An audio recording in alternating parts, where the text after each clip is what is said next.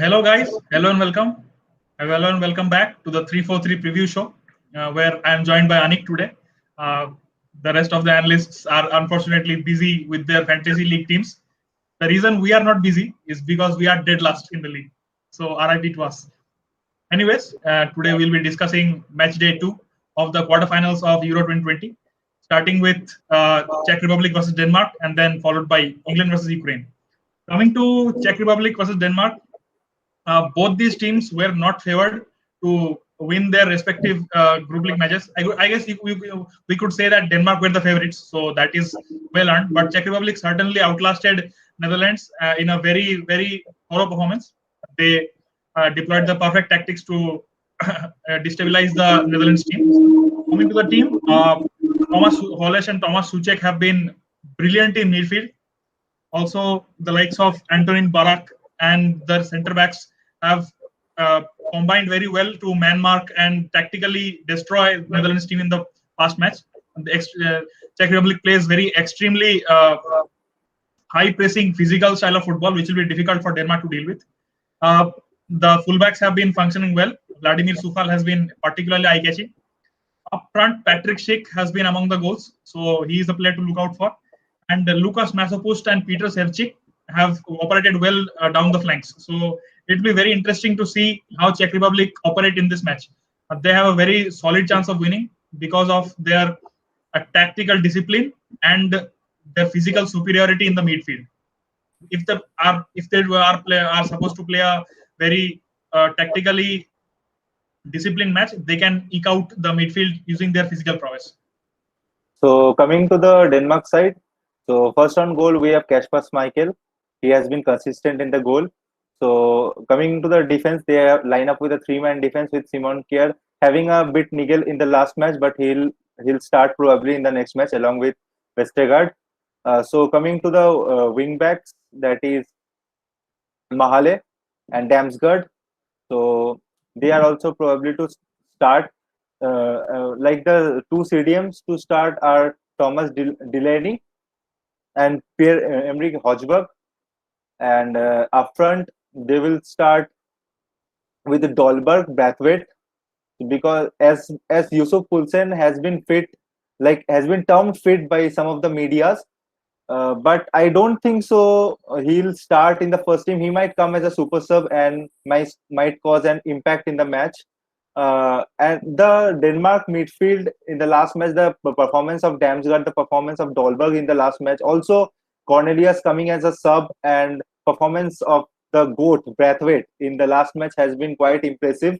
Like as they were clear favorite against Wales, we thought of them winning the match by a bit margin, like 2-1 or 3-1, but a 4-0 win has been like quite phenomenal. Like their midfield, the team has played as a unit, and we hope so they'll play in the next quarterfinals to reach to the semis, and could easily defeat Czech if they play in a disciplined manner.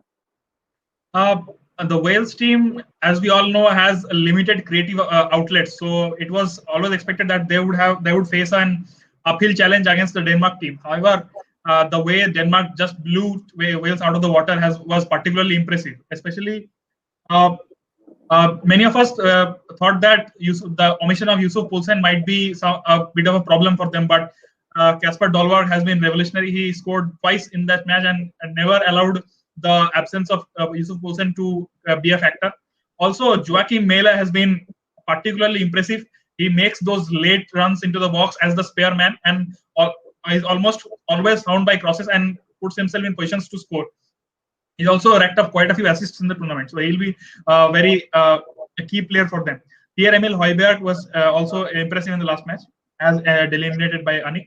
So apart from this, Andreas Christensen provides much needed experience at the back. So I guess it will be a cracker of a match. It will be very interesting to see the tactics deployed by both teams. Whether Czech Republic can maintain the same discipline they showed in the last match, and how mentally resilient these teams are, as both teams are relatively new to this stage of the competition. So it will be very interesting to see who can hold their nerve and rise to the occasion. So as Shubhan mentioned in his previous previous talk, like he said that like the Masopust has been one of the phenomenal player in the last match against Netherlands. The runs he made after the delete red card issue, the runs he made exploiting the wings of Netherlands, and the crosses he made into the box, the ball he passed forward, like his presence in and round the box, and his crosses helped the team to score more chances, and he'll be a player to look out for me. Two duels are pretty prominent, which we will get to see. First of all is Joachim Mela, who has been very impactful for Denmark. He will be up against Vladimir Sufal, who has been equally, if not a little bit less impressive. So it will be interesting to see that duel, how it plays out. Also, Thomas Suchek finally showed glimpses of his form that he shows in the Premier League in the last match. He held up the ball very nicely and used his physicality to shield the ball very well and distributed it around very effortlessly. He'll be up against Thomas Delaney and Pierre-Emile Højbjerg. So let's see how he holds up against these players. So I guess these two duels will be very important in determining the outcome of this match. Okay, so I guess it's time to move on to predictions. Anik, you go first. So this will be a very close match for me. Like not for me, it like everyone should think it as a close match, and it will lay down to the extra time and Denmark winning 2-1. And last of all, both the goalkeepers playing an immense part in this match. Yeah, I agree with Anik. This will be a close match. I also believe that this match will potentially be the most exciting match of the quarterfinals to this quarterfinal stage of the Euros. And I guess I also agree with Anik. It will be a Denmark win, a 2-1. Okay, guys. So let's move on to the next match and the last match of the round of 16 of the quarterfinals. Sorry, it is England versus Ukraine. England played well in the last match against Germany, which is very, very impressive. Germans cannot be counted out, although they looked a little bit shaky in this tournament, but they can never be counted out because they are they are a team that always rises to the occasion in clutch matches. However, it was not to be the case this time, and England played a tactically very, very sound game, in my opinion, in the last match, and came out with a 2-0 victory, which is very impressive. Raheem Sterling faced a lot of criticism for his club also, and during the group stages also as well. But last match he played very instrumental role in holding up the ball and making incisive runs in behind the defense of Germany. Harry Kane finally returned to goal scoring form, which is a very good indicator for England in the matches to come. Also, Calvin Phillips performed his role very well. He plays as a very physically threatening deep lying midfielder and broke up the German midfield play quite often. At the back, Harry Maguire has started looking very impressive. His driving runs up the field, up the midfield, and his crosses and his passes have been very beautiful. So England are looking in good nick at the moment.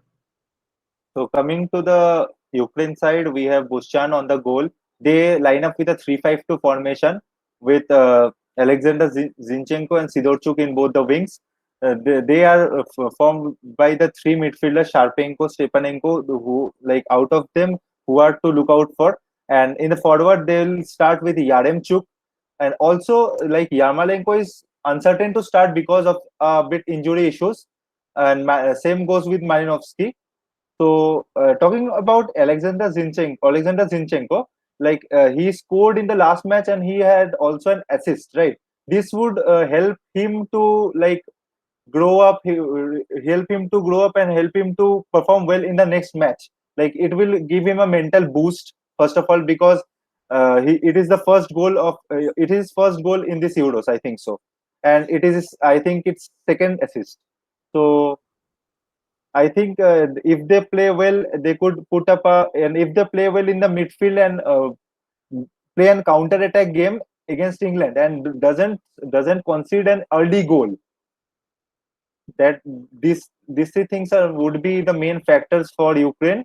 Like if they want to get into the next round, I think it will be a bit tough for them.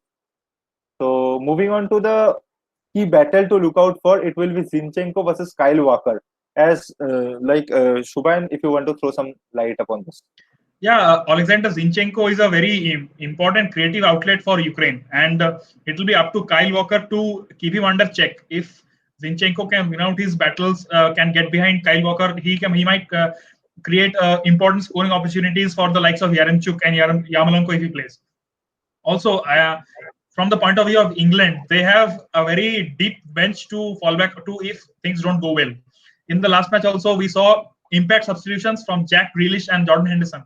They can always fall back on these substitutions if the need arises. Jack Grealish always is the most, in my opinion, he's the most creative player in the England side and always creates chances.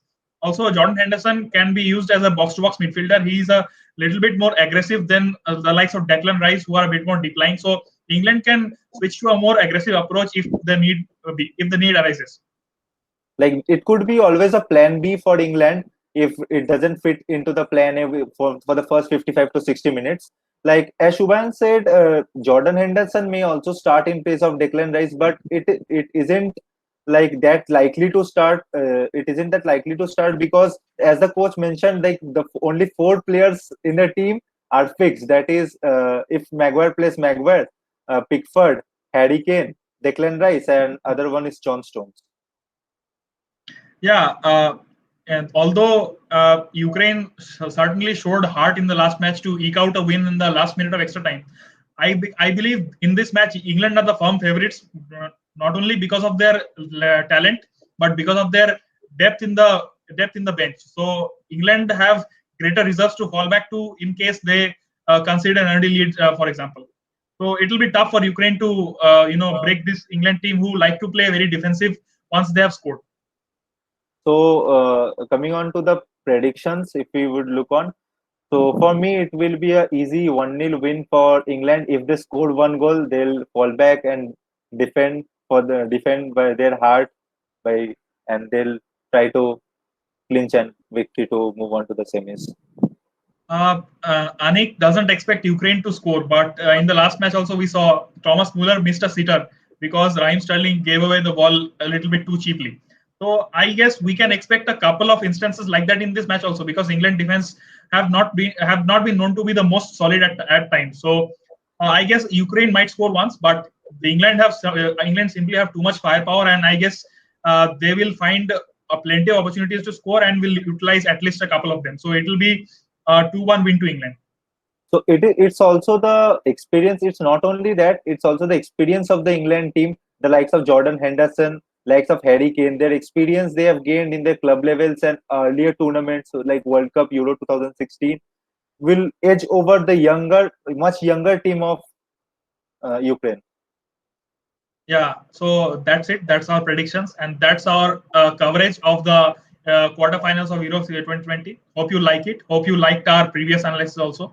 Please don't forget to drop in your predictions in the comment box, and please let us know what we can improve. This is a new venture for the likes of us, and we would like to continue doing this because all of us are very much passionate about football. So please drop in your suggestions what we can improve in the comment box, and all of your suggestions will be appreciated. If you like our content, please don't forget to like, share, subscribe, and drop your predictions in the comment box below, as I just said. So we'll meet you in the semi-finals of the Euro 2020. So with the new teams who will get through within these days. And till then, stay tuned, stay safe. Bye. Bye, guys.